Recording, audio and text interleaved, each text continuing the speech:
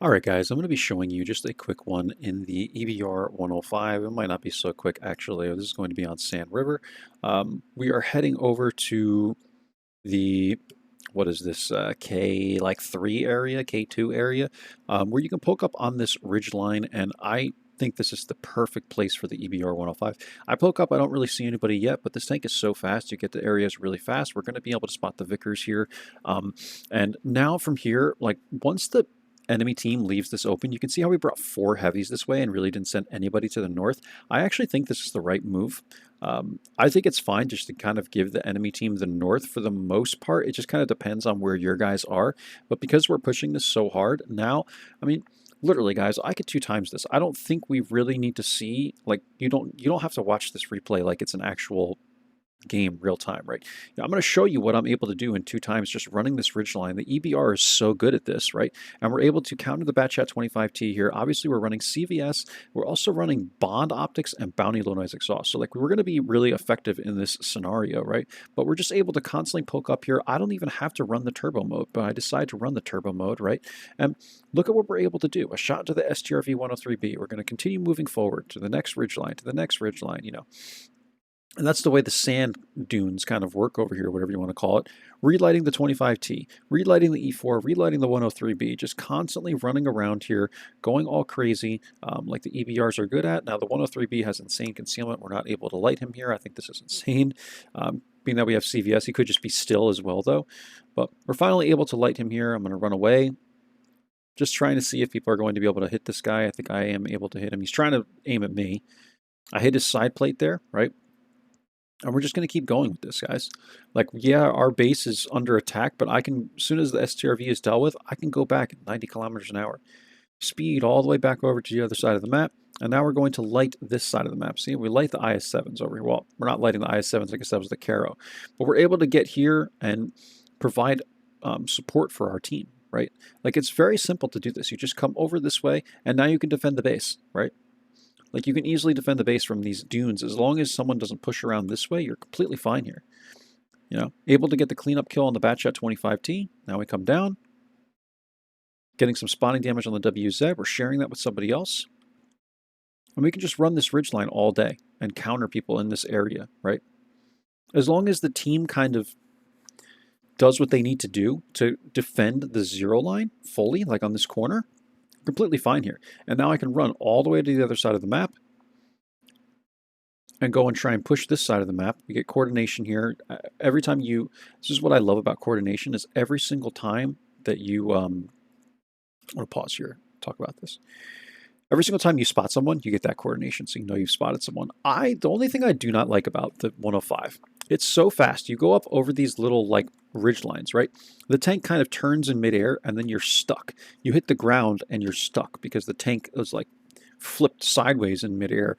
And it's like, this is just a thing with this vehicle, man. I swear to God, like Wargaming can't even make the game mechanics keep up with this vehicle. It's just so fast that you end up flying over things. It looks so unrealistic the way, like, it's still a tank. It's very heavy. It literally, like, when you fly over some ridge lines, just the way the tank behaves, man, it just like flips around and does like these barrel rolls. It's like, what the heck is that, man? But it is what it is. We're going to get a shot into the STP-1 here. I'm pulling down, making sure I'm not spotted. And we're getting spotting damage. These IS-7s were in a YOLO IS-7 platoon. So yeah, we had to try and counter these guys to the best of our ability. We're able to do it here. I'm loading the heats. Gonna wait for the STs or IS-7s like back or like the side plate exactly, because the IS-7 has such trollish armor. You really need to place your shots extremely well whenever you're shooting it, even in the back of the tank. Like, you just need to really, really, really aim very well. So I'm going to do that with this one as well, trying to aim like at the top back of the tank and get that plate so that the heat hits well, right? Because the tracks will just eat shells with the IS-7s, man. You know, and it has that trollish side armor, so you got to be really careful with that. We're just poking here, trying to see if we can, you know, finish off this team, right? I'm going to keep running the ridgeline, spot the IS-7 again. Trying to counter this guy, you know, that's all we're doing here. He's trying to pull up now. Not a very smart play on his part. Again, going to try and aim that shot well. We do end up lighting him on fire, a little lucky. And that's the game, guys. That's pretty much the game. But like this tank is so strong when it comes to running ridgelines, man. And this is one of the few maps where you can actually active scout very well. Um, and yeah, I do like this tank. It's just, there are some things about, I actually find this tank to be quite balanced, believe it or not. Like, I really thought this tank was going to be OP. I actually find it to be quite balanced. And the reason for that is because the APCRs really don't have that much pen. The gun is actually a little bit derpy, right? You don't have much HP, only 1300 compared to the T100 LT is like 1500, right? The view range is not great, but that's, everyone already knows that. But my biggest thing with it is just the pen.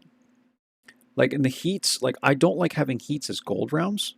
So that's another thing. Like I find that this thing, you realistically, you'd think this thing would do way more damage than even like the T100 LT, but that has not been the case for me just because the heats, like I have such a tough time penning people with the heats and with the APCRs, and even the HEs don't pen that often. There's 75 millimeters of pen, but like I'll shoot it at things that have like 30 millimeters of armor and it just won't pen because it's a weird angle or whatever. And it's just, this tank is just a weird one, man. There are games that I play in it that it's just like stupid easy, right? Where I'll play the tank and I'll do like 6K combined. And I'm like, great, let's do it again. And then I get into the next game and I miss like 3 shots. I bounce 4 shots.